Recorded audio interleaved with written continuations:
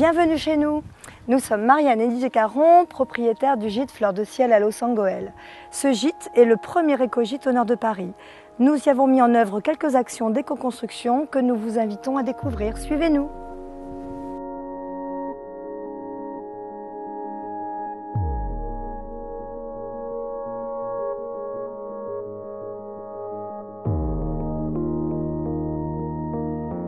Nous voici sur la toiture végétalisée. C'est la première action qui a été menée dans le cadre de la création de ce gîte, la première action en matière d'éco-construction. Elle apporte plusieurs atouts indéniables, un confort phonique, un confort thermique, un confort visuel et beaucoup de biodiversité l'été avec la présence d'insectes sur les fleurs. Nous nous situons vraiment dans une démarche environnementale où les actions sont venues se greffer naturellement les unes aux autres au fil de la construction de ce chantier. D'autres actions ont été mises en place, notamment la VMC double flux qui renouvelle l'air constamment dans le gîte, et on l'a couplé avec un puits canadien qui reprend les calories de la terre.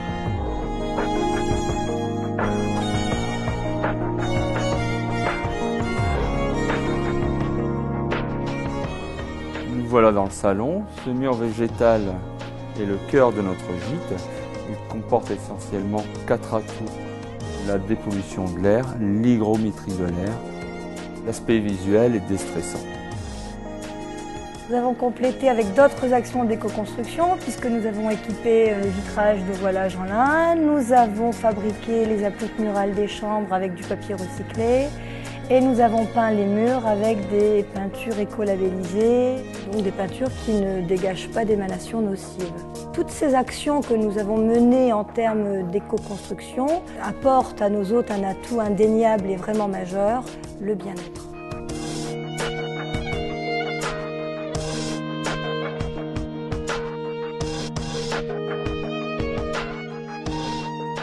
Bonjour, Franck Lenné, directeur de l'aménagement du territoire de la communauté Artualis. Nous sommes ici sur le site de Géotopia, Maison de la Nature, donc à Montbert-Longchamp, pour évoquer le sujet de l'éco-construction et éco-rénovation. Ça s'appuie sur plusieurs principes. Premier principe, bien intégrer son projet dans l'environnement proche. Deuxième principe, c'est faire en sorte qu'on utilise pour ce projet des principes constructifs qui tiennent compte et qui préservent l'environnement. Troisième principe, c'est faire en sorte que l'équipement, la construction ou la pièce rénovée puisse faire bénéficier d'un environnement sain, donc avec des matériaux naturels et des finitions naturelles. L'objectif général de l'éco-construction, c'est à la fois réaliser des économies d'énergie, faire en sorte qu'on ait un confort intérieur en termes de vie. C'est également s'appuyer sur de l'isolation, une isolation renforcée pour faire en sorte d'éviter les déperditions de chaleur. Il faut bien sûr pouvoir se tourner vers des architectes, des hommes de l'art qui vont aussi présenter aux porteurs de projets tout un panel de possibilités. Géotopia est un lieu qui permet justement de conseiller des porteurs de projets dans ce domaine. Deux atouts majeurs pour les professionnels du tourisme et pour leur clientèle. Pour les professionnels, bien sûr, on investit un peu plus au départ puisqu'on utilise des matériaux qui sont encore un peu chers aujourd'hui, mais très rapidement, on retrouve un gain et un amortissement intéressant. Et deuxième avantage, c'est pour la clientèle puisque le bâtiment conçu ou éco-rénové, il apporte vraiment un confort intérieur.